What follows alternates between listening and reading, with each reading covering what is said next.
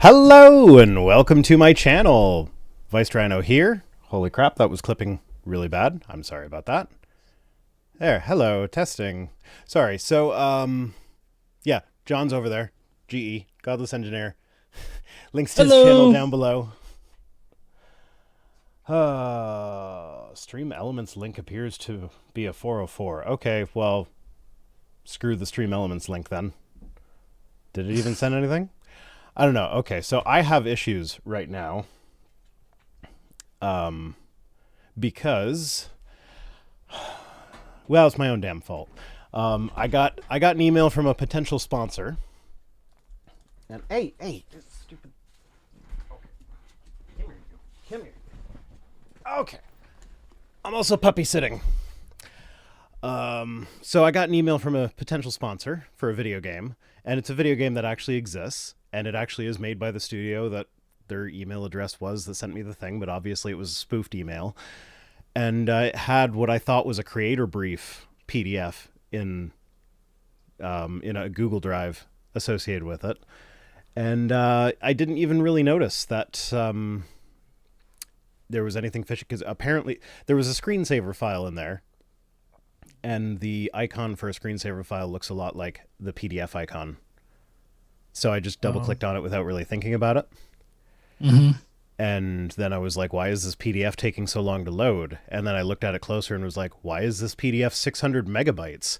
And then I looked at it closer and was like, why does the PDF end with a .scr instead of .pdf? Oh, fuck. Hard shutdown. Yeah.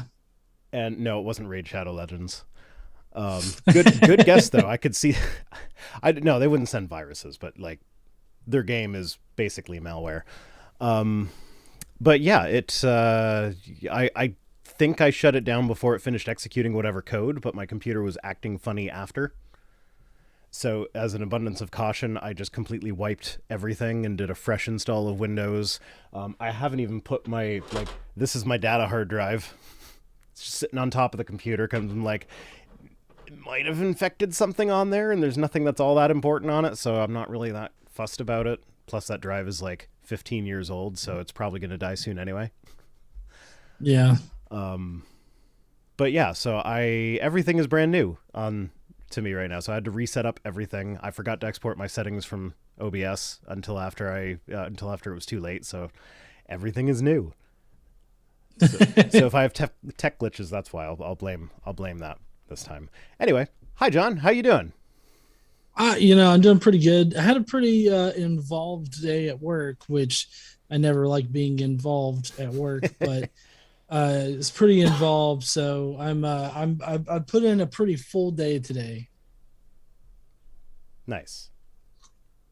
Full days are good-ish. Yeah.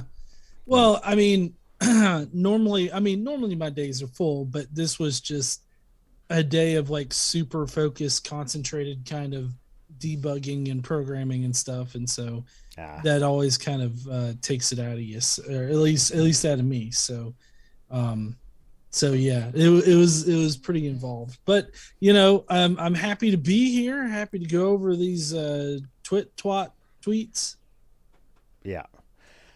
Well, Samuel Patre says the beauty of using virtual session to test software. Yeah, if I'd recognized that it was software, I wouldn't have even needed to set up a virtual session. I would have just been like, nope, because that's how Surus lost his channel a few years ago. Lily, really? Go to bed. No. So yeah, that was how Surus lost his channel. But he also, I don't think he had two-factor authentication set up back then. But still. Yeah. So anyway, shall we look at some tweets? Oh yeah, I'm totally good to look at some tweets. Because the first one is the main thing that I want to talk about today. Okay, go away, dog. Go away. Cut and run. If you take the dog, you're responsible for making sure she doesn't eat anything. Okay. Tweets. Sorry, my daughter is up for some reason. Like, figures. As soon as I start the stream, she shows up and is like trying to bug me. Anyway, so you've heard about the train thing in Ohio, right? Yeah. Wait, how have you heard about that? Nobody's talking about it. Yeah. So Hey, yeah, have you heard about the Black Hawk helicopter crashing in North Alabama? I did not hear about the Black Hawk helicopter crashing in North Alabama. I did. It happened like a couple hours ago. Oh, okay. Well, I've been not paying attention for the last couple hours. Yeah. So there's so little background on this story. A train carrying a bunch of toxic chemicals derailed in Ohio. Go to bed. Stop. She's just standing there staring at me. Like, Is she making one of her faces? no, she's just staring. She's just standing there staring at me. Go to bed is what you should do? No, you should go to bed. You should go to bed. Good night. Okay, anyway, I was saying something. You were basically explaining what the train Right, derailment yeah. was. So, train crashed. It was carrying a bunch of toxic chemicals. Lily, I can't do... I'm trying to work, and she's bothering me. Okay, good night. Okay, sorry about that. She's more distracting than the dog, I swear. So yeah, anyway, train crashed. So a bit of background on that. In 2017, there was some safety regulations that were repealed by, well, probably Republicans. I don't know. I didn't really look into it, but they're the ones that are the party of less regulation. In fact, isn't there a whole book that's like the Libertarian Manifesto? That what like part of the central plot point is trains and how less regulation makes them better. I mean, written by some all I know Ayn is Rand person. that particular segment of the political spectrum definitely loves to deregulate things, which only cause issues. Yeah, no, it was Atlas Shrugged. Big segment of the book is devoted to trains. Anyway, so they deregulated the trains, and one of the safety regulations that got repealed was one that required this special braking system on the train that it probably wouldn't have prevented this derailment, but it would have mitigated it to a great extent. And so, yeah, so because it was deregulated, the crash was worse than it could have been. And one of the things that it was carrying a lot of was vinyl chloride, which is I think it's a gas at room temperature.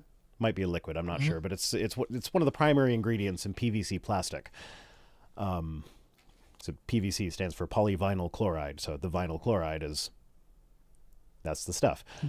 And so yeah, it caught fire because it's volatile stuff, and they had two choices: either we let it burn uncontrolled and it potentially explodes and we get a cloud of toxic gas and shrapnel flying everywhere, or we control as much of the fire as we can and let it do a controlled burn and let it burn off slowly in a controlled manner, and that way we still get a toxic cloud, but we don't get flying shrapnel everywhere. Right.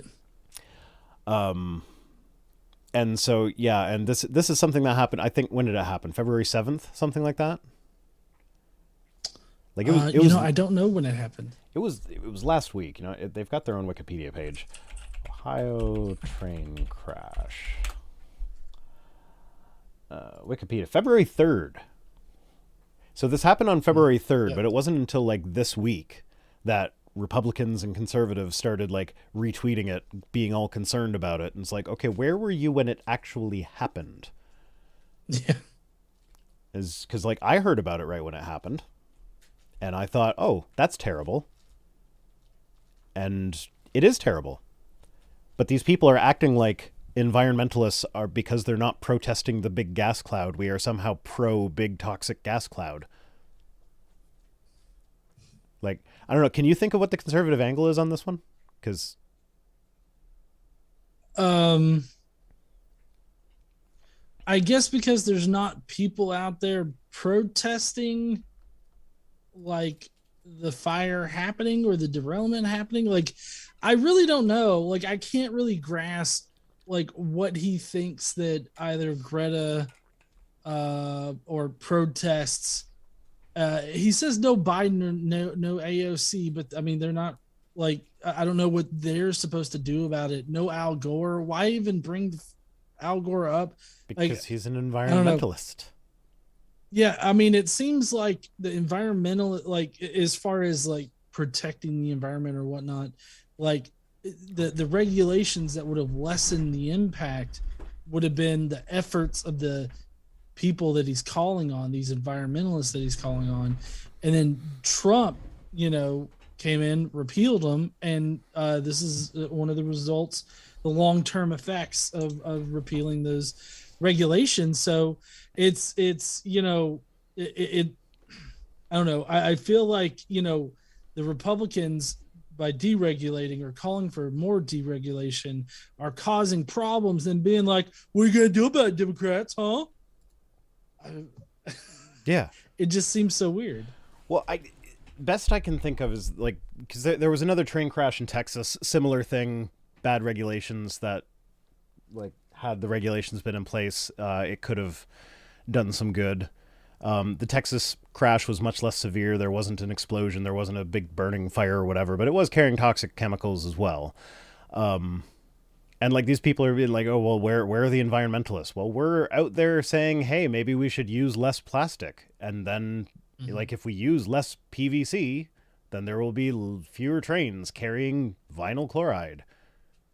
Like, yeah, but the way he talks, he's acting like there should be a crowd of people standing at the edge. It's a big toxic gas cloud. Yeah. Who wants to go stand next to that? Like, no. I don't know. Like, I don't know. Okay, this stupid dog is destroying this duck. There's like fluff all over my office. And she's like sitting here. Is that here. A duck? It's like a duck thing with like crunchy Oh, wings. okay, I see it now. The way you were holding it, it made it look like some kind of like weird penis toy. It's my duck dildo. Oh, I have an eggplant. Oh. It's a squishy eggplant. Yeah, but I start off every stream with that picture of me and you in the boat looking at the whale penis. I have noticed that. I love that picture. Yeah, well, I just don't understand what they want us to do. Like, I can't understand their angle. Like, I think that they're kind of conspiratorializing this. Is that a word? Where like this is supposed to be like the white genocide. It's like all these white neighborhoods are getting hit with toxic chemicals that are going to kill them all off. It's like, oh, so you think that because of like the I've seen a couple takes like that. Like the train that crashed in Houston was near a white neighborhood. This was near a white neighborhood. But it's like, I don't know, man. The train tracks go where the train tracks go. Okay, stop. No, you don't get the duck back. Yeah, she's worse than my daughter. I mean, do people normally protest at like train crash sites? I mean, there's people. I would protest for train safety. Right. Apparently, there was a strike that got ignored before this. Well, according to one of the guys that I had a little Twitter fight with, he was like, "Well, they shouldn't have ignored the strike." I'm like, "Yeah, absolutely, they shouldn't have ignored the strike. Workers' rights, workers' safety." The dog just stole the duck. She just snuck right up around the other side of the chair and like sneakily grabbed it off my lap. This is my penis duck. Yeah, well, there's like, okay, whatever. I give up. There's just gonna be fluff all over the office. Yeah. Anyway, I don't know. This doesn't make any sense to me. And like, what's weird is like all these conservatives who are like all these people who are climate change deniers suddenly care about the climate when it's something like this. And it's like, okay, yeah, great, we can agree. Let's not cart trains of toxic chemicals around on unsafe rail lines. Well, but then they'll accuse you of wanting to like stifle capitalism or enforce communism or something like that. Yeah. Oh, so I had the comment up. Oh yeah, so Lou Balar says, I heard about this, it was on the news and I'm in New Zealand. Because that's one of the other lines of this is like, why is the mainstream media not covering this? I'm like, well, CNN covered it. Are they not the mainstream media? CBS covered it. That's the Canadian Broadcasting Service, or CBC, one of the two. It was like, Well, I mean, so was that? It's been covered on national news. It's been covered on international news.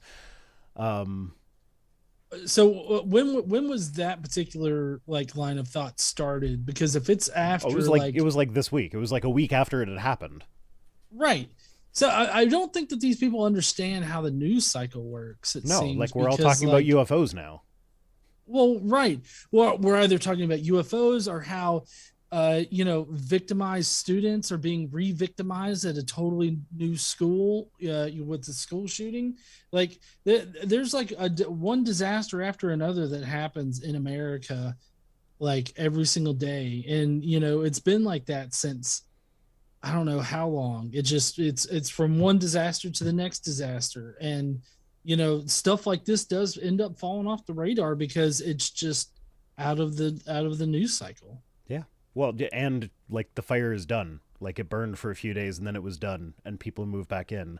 And yeah, I probably would be buying bottled water if I lived in that neighborhood for a while. But from what I've read, like the chemicals that it combusts into are not harmless, but they're not going to persist in the environment. They will kind of degrade on their own.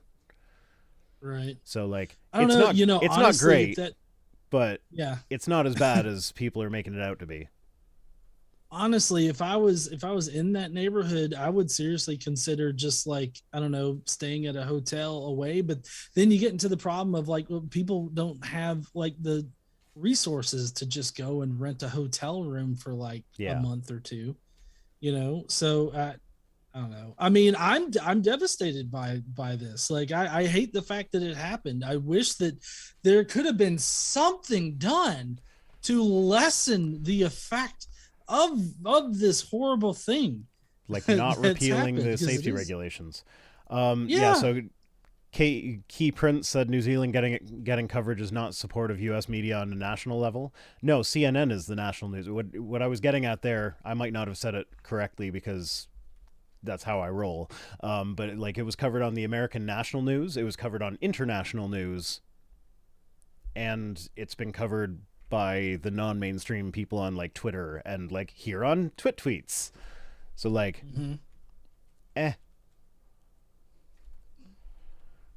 Anyway, let's move on to some funnier shit. Pastor Mark Driscoll says if Rihanna and Sam Smith had a baby, the first name would be Anti and the last name Christ. Can you? Okay. I don't understand. Like, can you imagine just being so terrified of the color red? Like, what was satanic about Rihanna's thing? Like, the only thing I can think of is she's wearing red, and often red is associated with Satan. Yeah, well, I saw some people zooming in on her belt buckle saying that it was a pentagram. There was like a star on it or something. I don't know. It was like a blurry thing. I don't know. Who cares? Yeah. Whatever. Like he actually went. Mark Driscoll here went out of his way to get a screenshot of her touching herself in a suggestive fashion. But like, I don't know. I don't understand why. Like it must take a lot of energy to like get scared every time you see someone perform while dressed in red. Yeah, isn't it also odd how they like it? This is framed in the, I guess, context of Rihanna and Sam Smith procreating.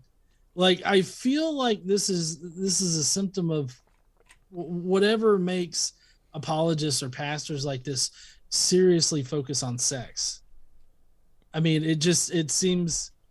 Well, Mark Driscoll, if I remember correctly, he's the guy that his phone is completely locked down with parental controls that his wife has access to. Oh, really? And so, like, if he wants to, like, watch YouTube, he needs his wife to put in a passcode to give him permission to watch YouTube or something, because there might be things that would cause him to stumble on YouTube. I mean, then he'll just get his wife to unlock his phone and he'll just watch whatever, and he'll be, I guess, tempted by Satan that way, is the way he would view it. Oh, I'm sorry, honey. I totally clicked off onto this Playboy website. That's my bad. Yeah, I don't know. But, like, the obsession with sex is, like... I don't know. I don't understand. Like they claim to be against these sorts of things, but that they focus on it so much. So it's like, why? Why are you so concerned with what other people are doing with their genitalia? And like, yeah, I get that this was just so like the Rihanna thing and the Sam Smith thing happened in close proximity, but like, you know what? And here's another thing that kind of bothers me about that is, are you familiar with that Sam Smith song? Unholy? Yeah, Yeah. yeah. So it's a terrible song. Like you listen to the lyrics, like it's Mhm. misogynistic as fuck. Oh And yeah, definitely. like there's plenty to complain about that song with. The Satanism is not really like they're like he's literally calling infidelity unholy. Is that not a position that Christians would agree with?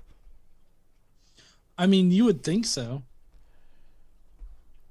Yeah, but I mean, if you consider like how many of these types of people are out there doing exactly what's in the song, you know, and they're sitting there like, this is satanic. Don't even listen to this, honey. I just don't even think about what they're saying in this song. That's not how things work, right? yeah, no. I don't know. It's just funny. And did you see the bingo square that was going around before the Super Bowl of like things that evangelicals are going to say about it? No, that would have been awesome though. Oh, let's see if I know I guessed correctly on a couple of things, and I don't know if they were on the list, but Oh, you know what? I don't have it because I think that was before I wiped the computer. oh. Let's see. I think didn't KC send that to us? Oh, I don't know. Maybe she sends a lot of things I just have no idea about. Yeah, okay, here we go. I got it. Let's save it to my desktop because that's how I roll.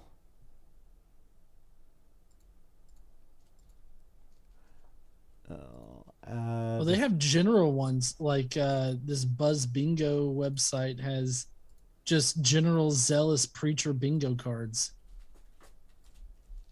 Oh, fuck off. God damn it.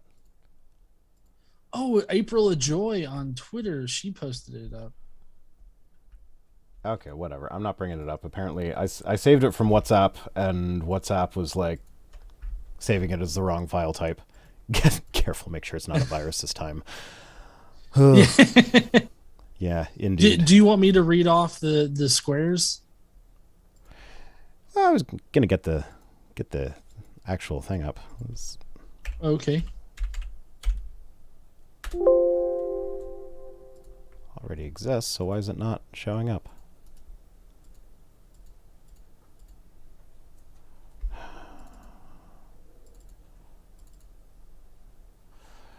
Oh, god damn. I was able to upload it to the Google Drive.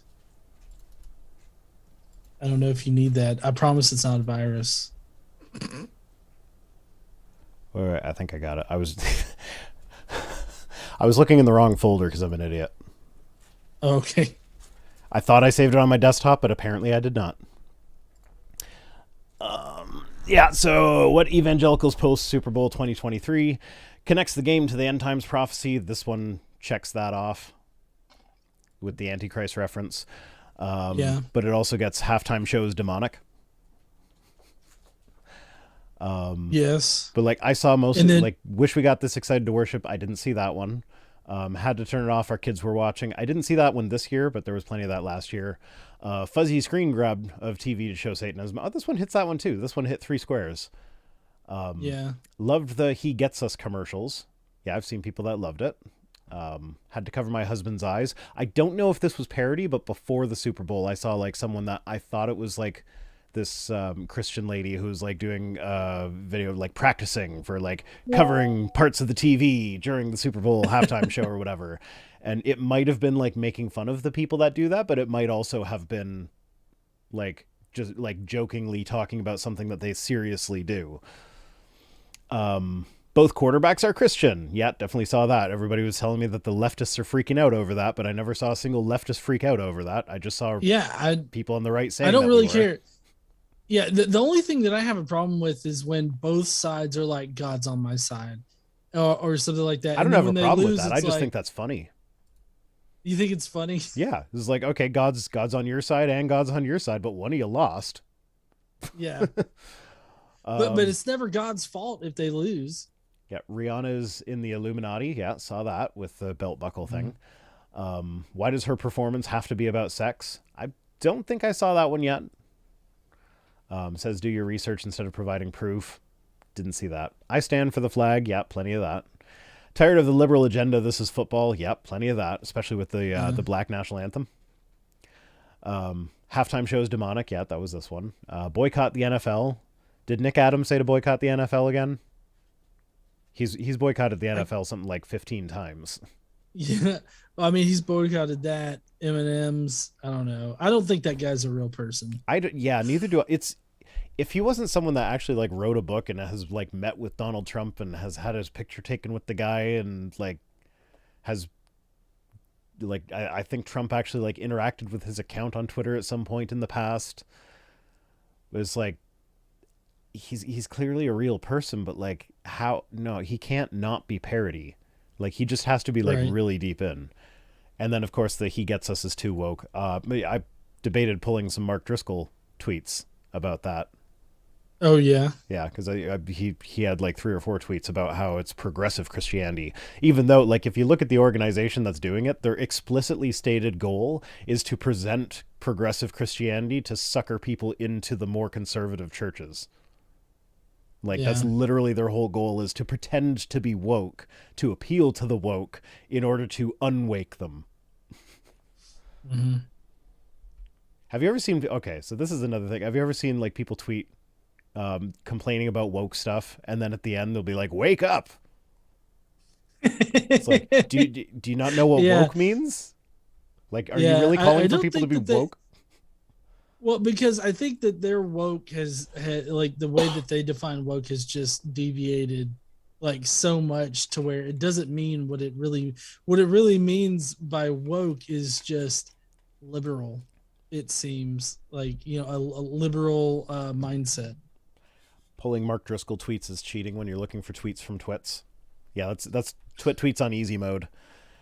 Yeah, Yeah. we skipped the news today because I'm doing easy mode because I'm just yeah, between having COVID delay my last video with um well, not my last video, the one that's coming up this Friday. Oh shit, I got to make some changes for that for the advertiser. Should probably do that tonight after Twit tweets. Anyway, between COVID delaying that and then getting a virus and stuff, yeah, like it's been a week. More Mark Driscoll. Mary Yeah. was a working class teenage girl with an unplanned pregnancy. Praise God there wasn't a satanic Planned Parenthood death cult in Nazareth.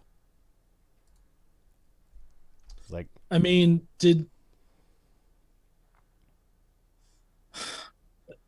I mean, he's read like the Gospel of, which one was it? Matthew? Was it Matt? Yeah, it was Matthew. Matthew Matthew's the one they had Matthew's to the one that makes the flee. biggest deal of the virgin birth. Yeah. Well, Matthew's the one where they had to flee from Bethlehem because what Herod was killing all of the baby Jews that had been born. Yeah. The slaughter of the innocents. Yeah. The Moses 2.0. Yeah. Yeah, but see, my take here was more that like these people don't understand what choice is. It's like, yeah, someone marries 14 years old, shouldn't be having babies. Okay, everybody's complaining about my 401 error. I'm sorry about the 401 error. Is it a 401 error or is it a 404? I think it's a 404. Yeah, I'm not playing with that right now because I've had enough of tech stuff. But yeah, you can't tip me right now because it's going to a 404 error for some reason. And yeah, I could fix it later, but I don't know. Anyway, what I was getting at is that like aside from like putting her aside her age where like a 14-year-old should never have to go through a pregnancy, the whole pro-choice thing is that it's a choice. Like if a single mother wants to carry a baby to term and have a baby. That's her choice. That's the whole thing about choice. But she doesn't have to if she doesn't want to, because it's a choice. These people seem to think they think that pro-abortion is pro all abort, like everybody should get an abortion, abort all the babies. It's like, no, we're not pushing people for more abortions. We're pushing for the choice, for the option. Right. Well, I mean, his tweet here kind of, it makes the assumption that Mary would have made that choice to get an abortion. Yeah, but Mary literally spoke to God about it. It was like, okay, God is literally like, if you believe that, then it's like, doesn't matter if there was a Planned Parenthood satanic death cult in Nazareth. She was carrying God's baby and believed that it was God's baby, so she's not going to go to the Planned Parenthood to terminate the pregnancy. And, and I guess, and really, if Jesus could be taken care of, like, I've got two thoughts on this. Is that first, if Jesus could have been killed with an abortion, and that would have just ruined God's plan for salvation, then that's not a very powerful God if God can't protect himself from an abortion. But then on the flip side, the whole point of Jesus being sent down was so that he could die for us, so that could have just gotten out of the way quicker. Yeah. It's like, instead of crucifixion, they'd all be wearing, like, I don't know, the vacuums or whatever. the abortion vacuums around their neck. I guess the way my thought process worked for this was that, of course, Mary, God didn't ask her for consent or anything like that to, like, he just raped the baby into her. Right. But she accepted it. Like, she's like, this happened.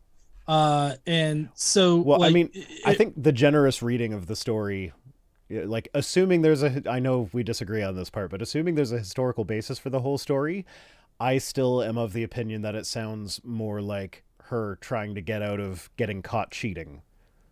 Right. Now, of course, our disagreement is on the historicity of Jesus, but I think we can both agree that the entire birth narrative is completely fictional. There's there's no evidence for the birth narrative. Like, there's two independent accounts that completely contradict each other, that are obsessive about tying it into Old Testament prophecy rather than making sure the details are actually correct. So, like, I don't think that Mary actually claimed that that she had not had sex when she got pregnant with Jesus. Right. Exactly. No, I'm totally fine with that. Like, I'm not even thinking about, like, historicity of Jesus kind of thing. I guess a generous reading of it would have just been that, Mary had no second thoughts about, carrying whatever child she was carrying, whether it be God's child or a bastard child. Like, she was going to carry the kid. So, like, even if there was an actual method that they could have done in order to abort the kid. Yeah, that's what I'm getting at with Hollyhock. Says he's acting like abortions are a modern phenomenon. It's like, yeah, no. There's literally instructions in the Bible on how to get God to perform an abortion for you. Yeah, because, like, if Joseph really wanted to, like, legalistically, he could have had Mary take the bitter drink, and then, it would have resulted in an abortion. So I guess I don't understand why he thinks that abortions or forcing the end of a pregnancy early was just something that didn't happen at this time. But because she was consenting or whatnot, in whatever way the Bible can show her as consenting, that's why I brought up the slaughter of the innocents, because I'm like, well, she wouldn't have chosen to have an abortion because she was in it, and she was accepting of it. So she wouldn't have gone to a Planned Parenthood even if there was one around, which, I mean, you could make a case that there was some kind of, like, at least method at the time. Okay, this might have just clicked for me. Is the point that you're making with the slaughter of the innocents is that if she didn't want to have that child, she could have just been like, yeah, no, I totally don't know that soldiers are coming to kill my baby? Well, yeah, well, just the fact that there was this quote unquote, that's satanic death cult. That's a post-birth abortion, GE. Yeah, it is. Oh, I've considered that on a few occasions. Oh, okay. Next up, we've got Eric Hovind. He's been tweeting a lot recently. It's kind of nice. He's been inactive for years. Just periodic reminder. I can't find the screenshot. It's on my Twitter if you go back long time, back to when I was more of an idiot, so maybe don't go back that far. But he made some comment on Twitter years ago about how he misses the red box that used to be outside of Walmart, which is like, if you're not familiar, Redbox was a service. It was like kind of like Netflix when they were mailing DVDs, but like without mail. You would just go to Redbox and put in your money, take out a DVD, and then you would return it to the Redbox before you got the next one. So he was commenting on about how much he missed that.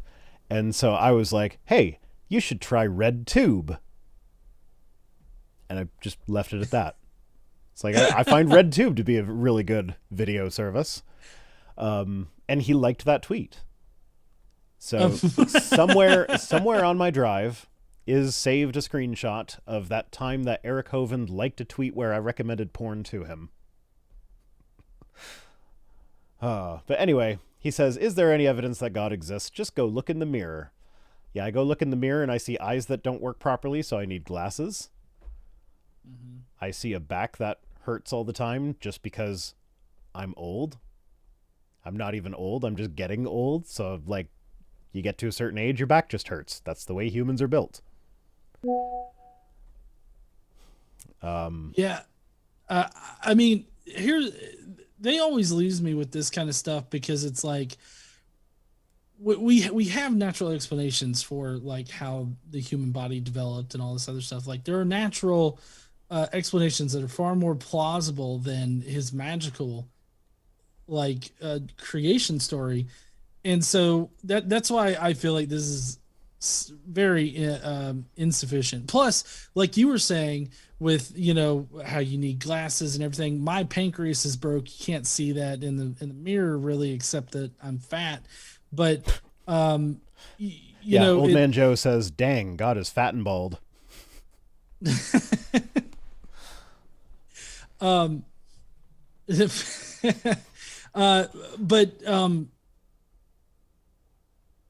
Fuck, I forgot where I was going with that. I'm sorry.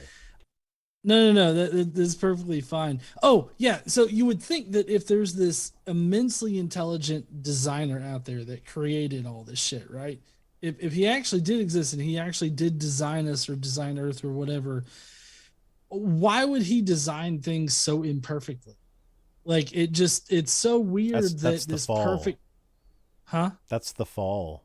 That wasn't God. That was the fall. It was perfect until the fall. I forgot. So woman eating. Anything that looks good about people, anything that looks like it might indicate design, that's because God designed us. But anything that proves that we weren't designed, that's because of the fall. A woman ate a fruit from a tree she wasn't supposed to, so therefore genetic diseases. Yes. Got it. That actually makes a lot more sense than just the actual premise of the story, which is that she ate the fruit and the fruit somehow imparted actual knowledge into her brain. What mechanism did that work by? That's what I want to know. Like it's got to be in the fruit juices. Adam and Eve were the original juicer couple. Yeah. Have you tried my Ninja blender? Oh God. Perfect is boring. Look at Captain America, easily the most boring character in the MCU. It's the imperfections that make life interesting. Yeah, I'd argue that a lot of the MCU characters are boring because they're all kind of copies of each other, but like with different powers. Like to a point. I don't know. That's my hot take. That's going to get me canceled tonight. Well, I mean, I think that you could definitely make the case for a lot of those things because, like, Captain America, the Hulk, and then a bunch of the villains, they're all kind of based on this whole idea of that super soldier serum. You know, like the Hulk was made because of a botched super soldier serum thing that he tried to make, and of course, the only one that worked was Captain America. The Red Skull, he did the super soldier serum kind of thing. And then he just randomly became the guardian of the Mind Stone for some reason. Yeah, Like I don't what? understand What how was that happened. that? That just that got dropped on everybody, and then nothing else was said about it, Yeah, it's like, how did like he get there? at Why is all. he there? What is he doing there? Didn't he die? Like, what the fuck? Is he going You to know do what my anything else? first thought was when I saw him? Um, How the fuck does he eat? Marcus saying, Like, what is he? VR is a DC man. No, I'm not a DC man. Those movies are fucking boring. Like, if I had to choose, the only movies I could watch for the rest of my life were either DC or Marvel, I would pick Marvel hands down. But like, I see them as like kind of a fun romp, and I actually Mhm. like. I kind of Soul Stone, not the Mind Stone. I don't fucking care. Whatever. No, but that's actually one of the things I hated about Marvel is that there were so many references to the other movies in each movie that it was like I'm watching them. Like if I just watched one of the movies, I'm like I'm missing half the stuff because they keep on referencing other stuff that happened. Like I watched one of the Avengers movies that I think no, I watched the Iron Man trilogy before I watched the Avengers movie. So in the Iron Man, Oh, I think it's Iron Man 2 or Iron Man 3 where he's got PTSD. yeah. That's like a whole plot point is this thing that happened in another movie that you haven't seen is driving the plot. I'm like, when did he get PTSD? What the fuck happened? I don't know what's going on here. I watched Iron Man 1 and then I assumed that Iron Man 2 would follow from Iron Man 1, but it didn't. I had to watch other movies in between them. And that's like I never liked that about Marvel because I'm like I don't want to have to watch 15 movies in order to understand everything that's going on in the 16th movie. I just want to be able to sit down and watch a fun little movie. Yeah.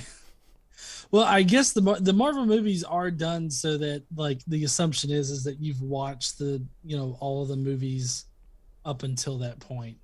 So that can kind of suck if you haven't been watching the Marvel movies from the start. Yeah, no, and well, and then if heaven forbid, like, I finally caught up on the all the stuff lead up to the Infinity War and Endgame. So I've seen all of that, and now I've missed a couple of movies, and there are some that I want to go see, but now I'm like, well, if I go see it, am I going to like, are they going to be referencing stuff in the like 5 or 6 movies that I haven't seen? It's like I haven't seen any of the new Spider-Man stuff. Um, Mm. I haven't seen. I don't think I've seen any of the new stuff actually. Now that I think about it, I don't Well, know. yeah. So for because I believe the next Marvel movie that's coming out is Ant-Man, Ant-Man and the Wasp: Quantumania, and you definitely have had to have watched the Infinity War saga for that. Actually, I remember seeing in an interview with what's his face that plays Hank Pym. Yeah, I know his name. Why can't I think of his name? Michael Douglas. Yeah, that's the one. Yeah, I remember seeing an interview with him where it's like he came back for the next Ant-Man movie, and he assumed it was going to be a continuation of the first Ant-Man movie, but he was completely fucking confused because it was referencing other movies that he wasn't in and didn't see. Right. And so like his performance in the second one was a little bit wooden because he didn't understand what was going on. Yeah, because the Ant-Man and the Wasp depends on Captain America 3 Civil War. Okay. You had to have watched Do you that in complain order about to. the Lord of the Rings too though? Like okay, but that's like that was Tolkien wrote that as one book. Like that was one book that the publisher insisted that he split up into 3 books. So like that's literally just one story. And like yeah, he references stuff that happens in other stuff that he wrote, like the Silmarillion and whatever. But if you never read the Silmarillion, which I have not, you're not really missing out on much in Lord of the Rings. He explains enough I, in Lord of the Rings that you get what you need to know for that story in that story. yeah, I've read a synopsis of the I don't know how to pronounce it. Silmarillion. Cimmerillion. Huh? Silmarillion. Silmarillion. Yeah. Okay, I read a synopsis of that, and it sounds like really interesting. I Uh, tried uh, to read it. It is not. oh yeah, So like that's what, like I can tell you, I have not read the Silmarillion. I'm not going to read the Silmarillion because it's just boring. There was another one that he wrote that was like it wasn't really a story. It was just kind of like the history of something. And I remember I actually listened to the audiobook of that, but not because I actually wanted to listen to that audiobook, just because Christopher Lee was narrating it. I'm like, oh. I Christopher Lee could read me the dictionary. I would listen to that. That man's got a great voice. I remember I had to read, or we were both Casey and I were trying to figure out as we were watching the Lord of the Rings TV show on Amazon. Yeah. We were watching that as it was coming out, and we were trying to figure out who the mysterious wizard was. I haven't finished that one yet, and I do plan Oh, on you finishing haven't? it.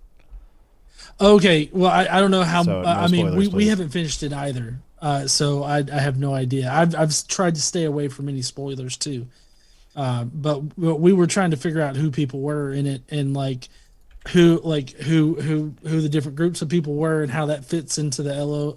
My understanding is that LOTR. he wasn't sticking, or they weren't sticking to the canon for that one, so they could Yeah, kind of make up their own crap.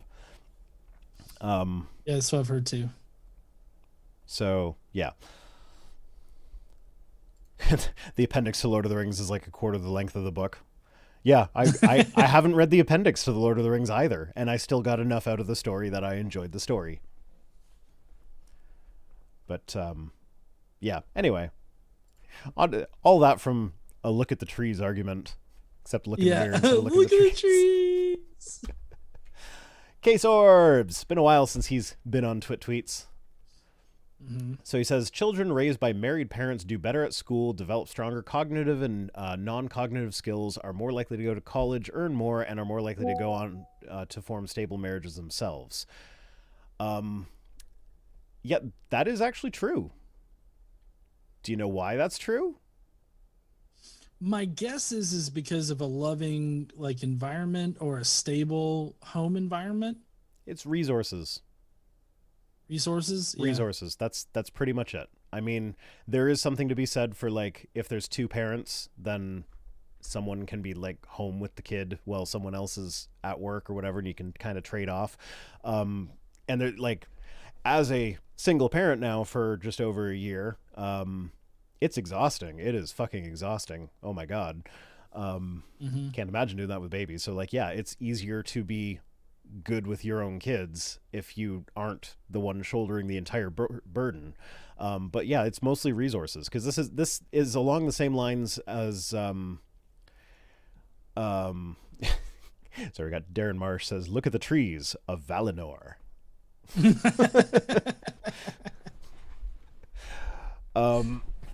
And Naramdaput says, that's true of all marriage, including gay marriage, right? Yes, because it's about resources. It's not about having a mother and a father. It's about resources and time management. Where was I going? Oh yeah, so there's if like there will be studies sometimes saying like, oh, private schools are better for kids than public schools because kids that go to private schools tend to do better in these same things than kids that go to public schools. And it's like, okay, well, you know what kids that go to private schools have in common that kids that go to public schools don't necessarily is Resources. families with money. So when you control for that, when you compare kids that go to private schools to kids that go to public school but have the equivalent resources available to them as the kids that go to private school, they just happen to be in a public school, it evens the playing field and they both do just as well as each other. I feel like it's also cherry picking in another way, in that it makes it seem like because he's putting such a focus on the parents, like being married, as if married parents are what make all of this happen.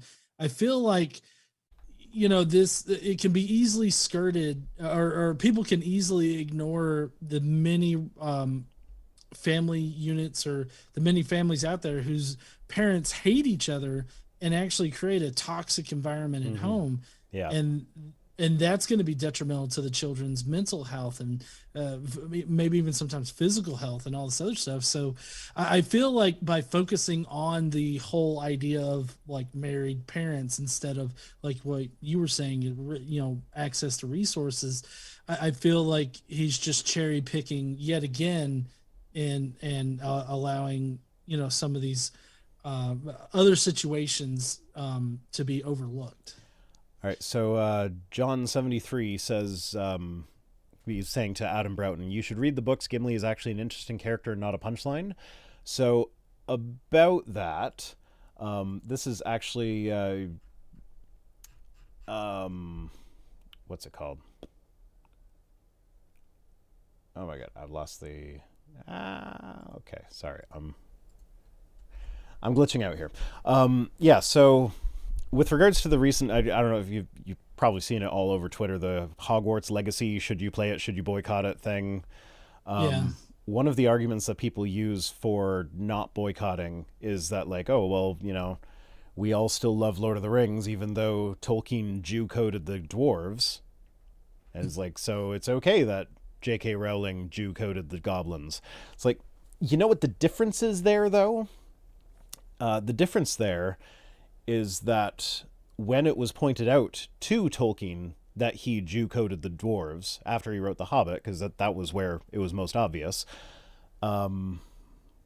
he studied the Torah, he studied Jewish culture, he had many, like, there was lots of letter writing going back and forth between him and Jewish people as he was trying to learn about Jewish culture. He recognized that he had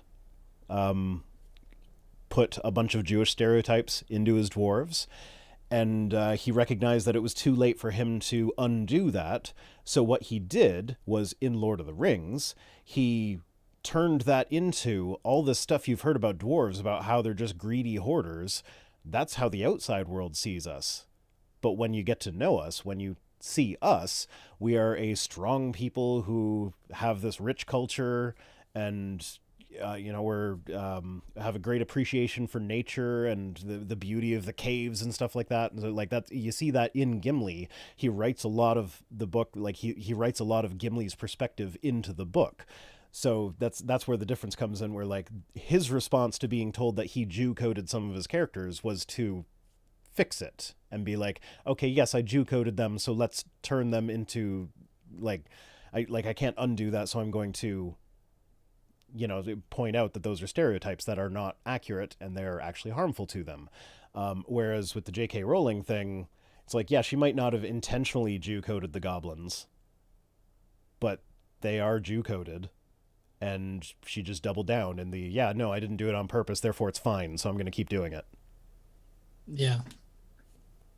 So I haven't picked up Hogwarts. I didn't actually plan on picking it up. I also have not. I haven't even seen any gameplay. Like, this is one of those things that it's so easy for me to boycott because I just don't buy any of the new games. Like, when Silk Song comes out, I'll buy that, and that'll be like maybe the second game I bought this year. Oh yeah. See, I'm still trying to get through like a lot of games. Like, I'm trying to get through Mafia 3, which some people didn't like, and then trying to get through God of War and all this other stuff. So, I mean, I've got my work cut out for me as far as video games go. And then Naramda points out Tolkien is also dead, so there's not much point in giving him grief about it. Yeah, no, that's a fair point, because there's another difference between like the whole separate the art from the artist thing. That is supposed to be applied to like artists who are dead. And like H.P. Lovecraft, he was a horrible racist. Can you still acknowledge the contributions he made to literature? Yes. But that's where you separate the art from the artist. His art was a valuable contribution to literature. Him as an artist, terrible fucking person. And like, he's dead. There's nothing we can do about it at this point.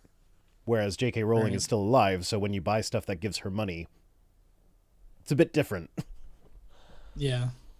But also, I don't know. It kind of got Streisand affected. Like, I feel like if everybody had just ignored it, it would have been better in the long run. But whatever. Next up, we've got Rhett Koppel, who says, the SBC, that's the Southern Baptist Convention, is run by a bunch of simps with no backbones that cannot stand up to women and militant minorities. Thus, it is run by women and militant minorities through weak men by proxy.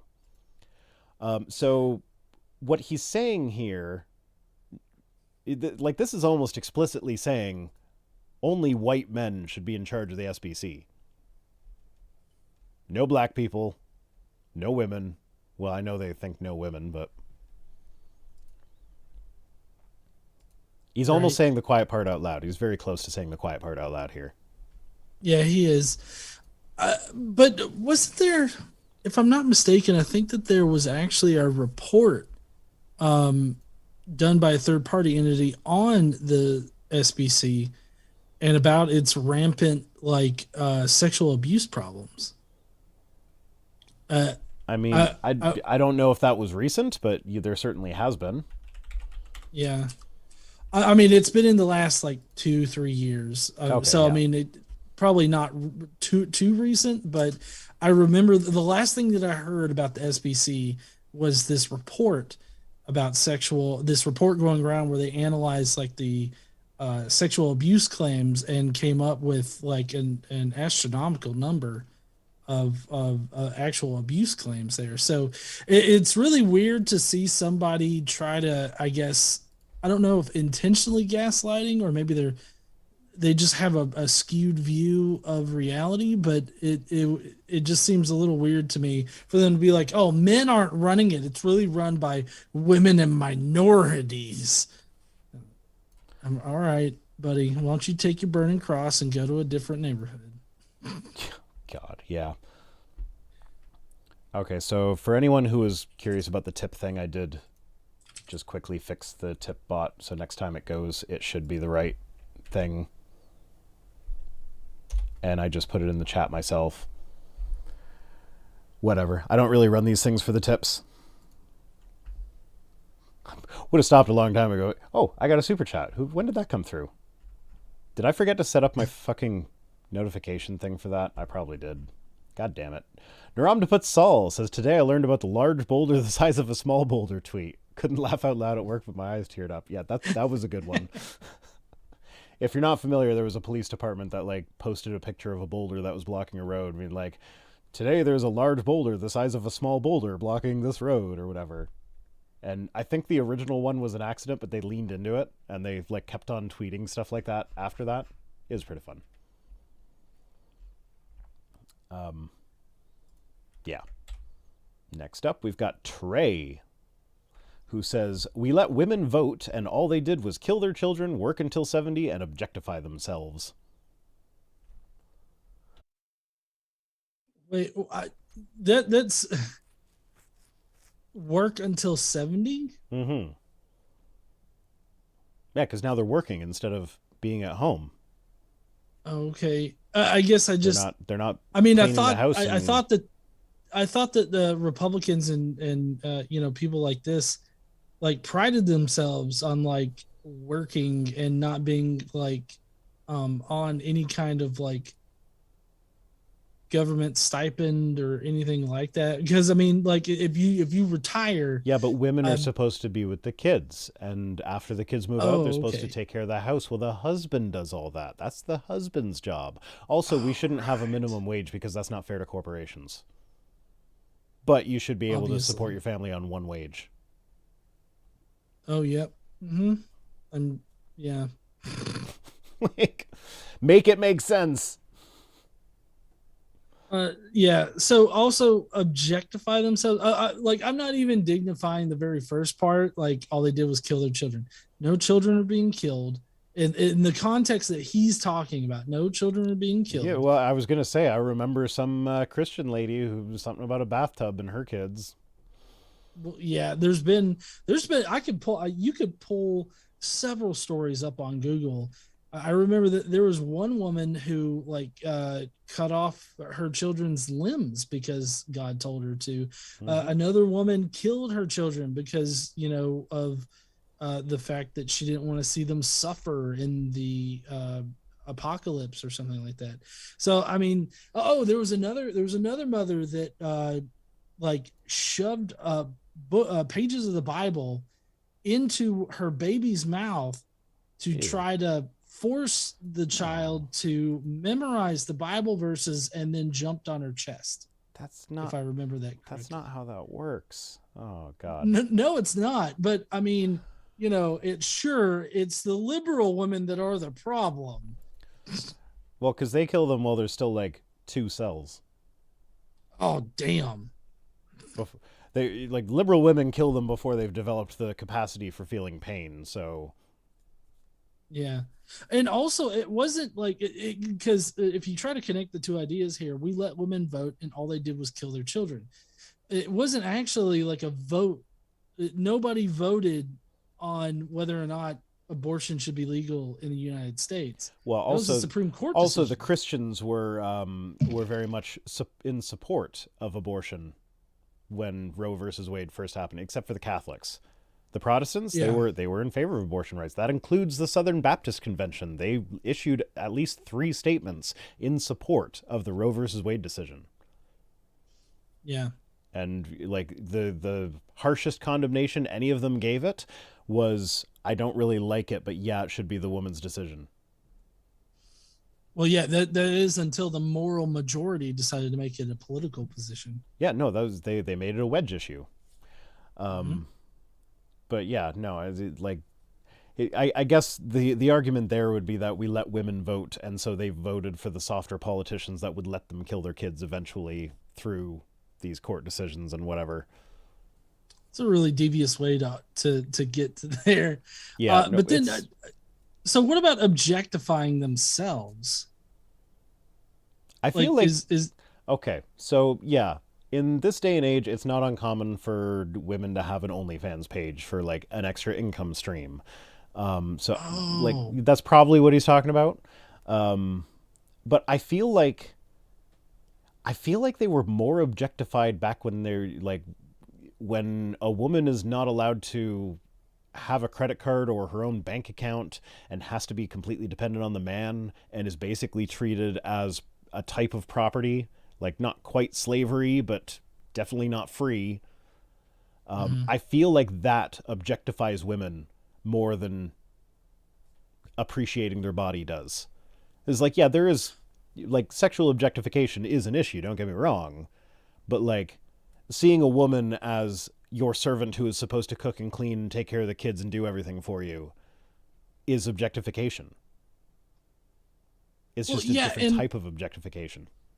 I think at the core of this particular issue, that differentiates the between the two situations here is really consent, because like I mean, if a woman consents to like Yeah. as that is part of her relationship, with her significant other, like that's a totally different thing than like you know uh, um having a non-consensual situation where the person's being objectified, right? Like I feel like it relies on the consent, because like a woman setting up one of these pages, um where they can quote unquote objectify themselves. I mean, ideally, I guess they're consenting in that particular situation, whereas some creep in the bushes taking pictures of them is not,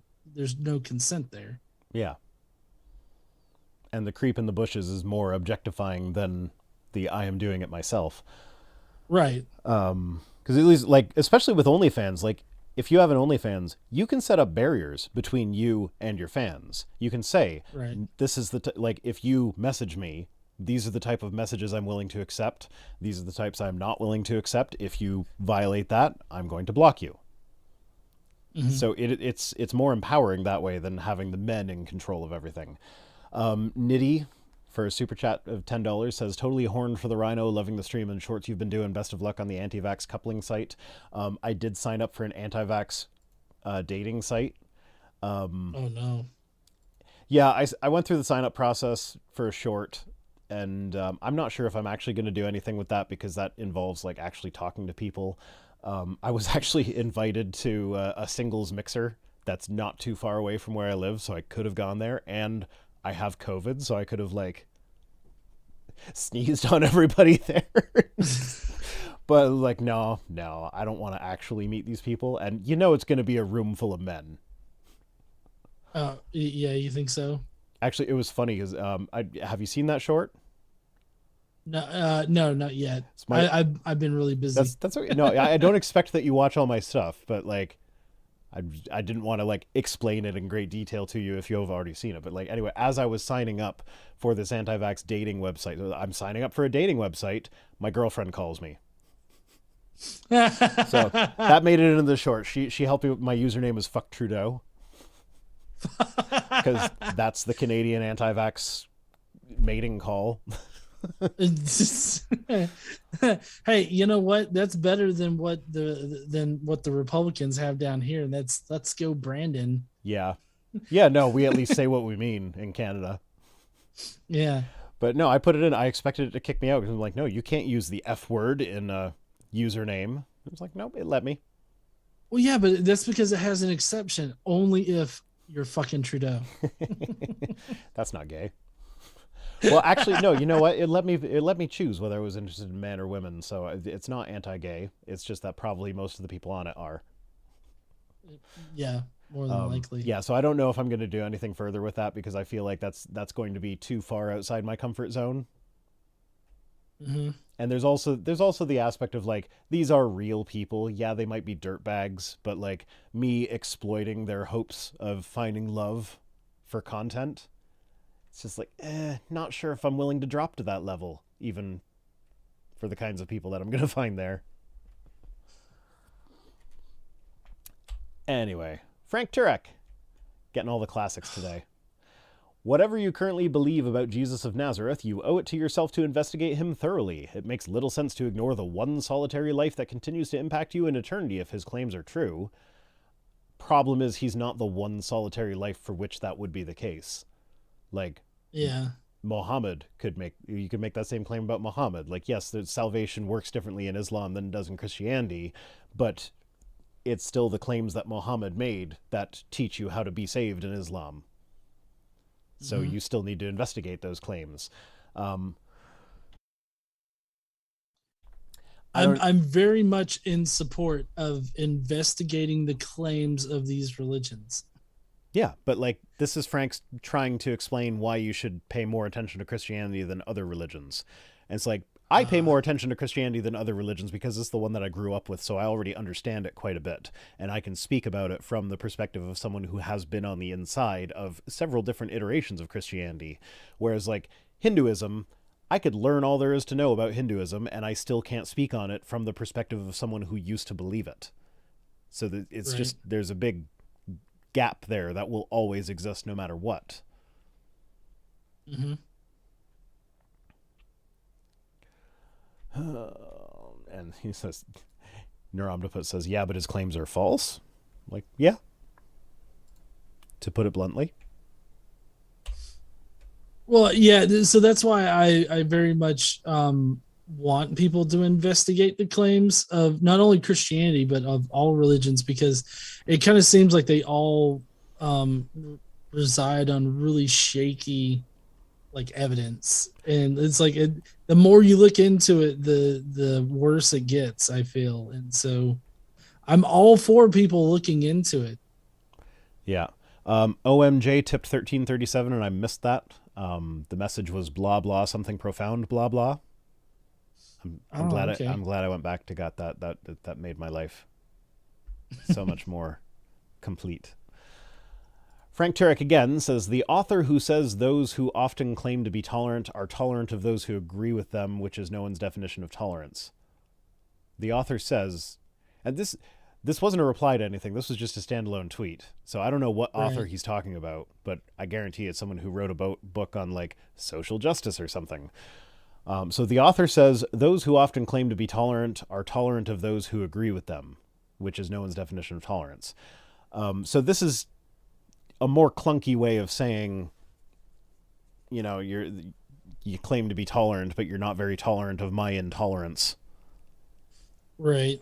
And it's like, yeah, no, that's like, tolerance does have to end at some point. And it ends at intolerance. Like, no, if you're going to be a bigot, then no, we don't tolerate that. As far as tolerant of those who agree with them, like, I tolerate people who disagree with me all the damn time. Yeah, and it really is the context of what you're talking about here, because like tonight, obviously we both disagree on a number of aspects of like early Christianity Oh as yeah, far there as we like go. the There we go. historical We're Jesus tolerating goes. each other right here. Yeah, exactly. But that's a major difference between that and like saying, oh yeah, gay people shouldn't be allowed to be married, or you shouldn't be allowed to be gay, or you shouldn't be allowed to be trans, or trans people don't exist, or something like that. Like those are like positions that should not be tolerated Yeah. because of how bigoted and everything that they are. Yeah, It's those are when the constant verbalizing of your position does demonstrable harm to people, um, that can be one that we don't tolerate. But like, some of the best conversations I have had in my life have come from disagreement. And like, I don't know, I call for tolerance, and it's not just of those that I agree with. Hey, I just noticed, completely off topic, my shirt is like the same color as your wall. So I'm like blending in perfectly. yeah. So let me just hide back here behind. Oh, no, that's too far down.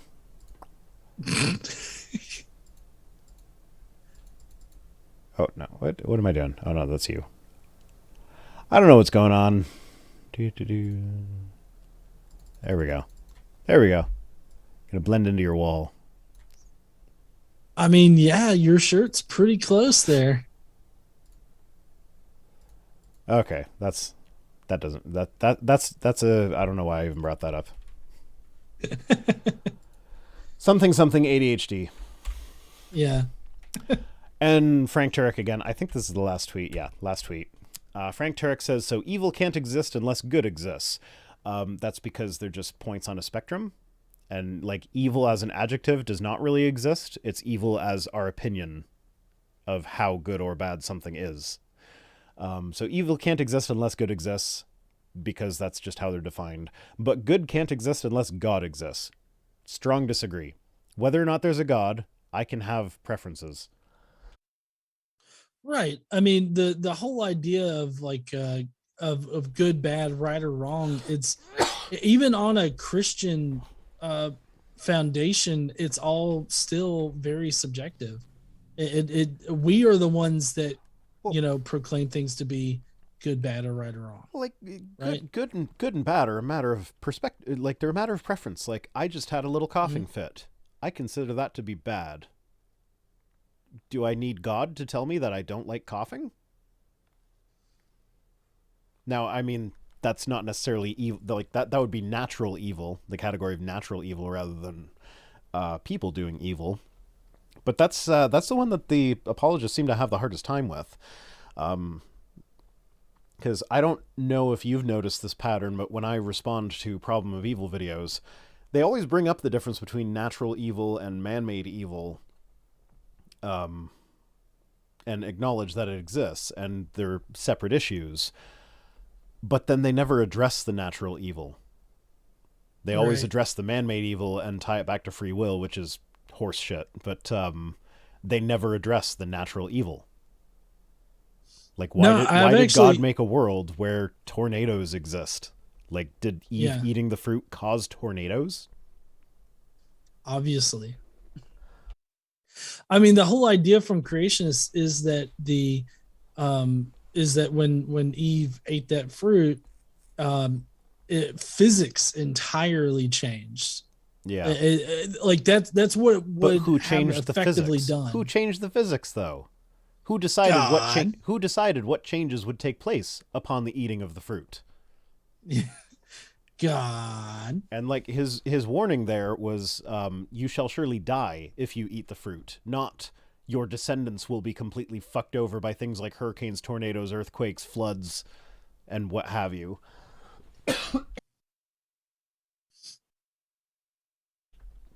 I think this is my throat telling me that the stream needs to end. Yeah, well, it's a good thing it's the last one, huh? Yeah. Uh, yeah, yeah. I've actually never gotten that kind of pushback of differentiating out the different kinds of evils, like natural evil versus human done evil. How I usually answer the human evil, the human actions that are evil, is that, you know, you wouldn't say that I'm affecting someone's free will if I punch them every time they think of doing something bad or wrong, right? So why can't God just pop into existence, punch somebody in the dick, and then pop out? Like that's not forcing them to change their position. That's just providing consequences for people that want to do shitty things. I feel like that would be a form of psychological torture. I see what you're getting at, but like, if every time you thought about something you got punched in the face, then like you're gonna develop some neurotic tendencies, and like long term that would be like disastrous for mental health. I mean, I suppose he could have just designed us to not have mental health problems, but It's God. I mean, come on. How can but you put like, limits on God? so the example I've always used for that is if there are a lot of Christians out there that believe that God helps them find their keys. So whatever mechanism he used to help them find their keys, he could also use to, like, when someone is about to, like, when someone is going to rob a bank. Oh, well, they can't find their keys today. Like, you can't rob the bank if you can't drive to the bank to rob it. Right. Or like, like someone who's about to, molest a child. Oops, you slipped on a wet floor thing or whatever, and now you don't. Like slapstick God. Instead of Slapstick punching the God. dick, it's like I'm, it's just like coincidences happen to make people not do the bad things. Yeah, I mean, I guess, I mean, I feel like what I said, or what you're saying, is a lot more reasonable implementation of what I was saying. I just like the idea of God popping into existence, And punching someone punching in the dick. somebody, and then popping out. That definitely does have the better comedic value. That's what I'm here for, the bad comedy. Well, didn't Jimmy get in some trouble on Twitter today by saying that Jesus likes the cum in his tum tum? Yeah, yeah. Well, it's not just God in general likes Whatever. it. I don't know. I got But yeah, some guy that got offended by that tagged me into it, and I'm just like, why are you tagging me in this? Like, I've made enough Jesus cum joke. Like he's expecting me to like hold Jimmy accountable for this horrible joke or whatever. I'm like, I've made jokes like that before. Like, not that cutesy, but like. And he was like, I'm sure you can all agree that Jimmy is being a childish dick. I'm like, yeah, as someone who is a childish dick, I can confirm that Jimmy was being a childish dick. That was kind of his point. But whatever. I don't know. I just untagged myself from that and was like, why are you bringing me into this drama? Like, it was a stupid little joke thing. Like, I get if you're offended, but like, just move on. It's fine. Your goal is supposed to be to not be the main character on Twitter. yeah. Yeah, come to Jesus. Yeah, no, you know how many church services you go to where they talk about how much they want Jesus to come inside them, and they don't seem to recognize what that means. Like, as a Christian, that made me uncomfortable because I made cum jokes as a Christian because I've always had a dirty sense of humor. I just, at one point in my life, I felt guilty about my dirty sense of humor. And Yeah. so to hear someone get up and come inside me, Lord, I'm like, do you have to say it like that?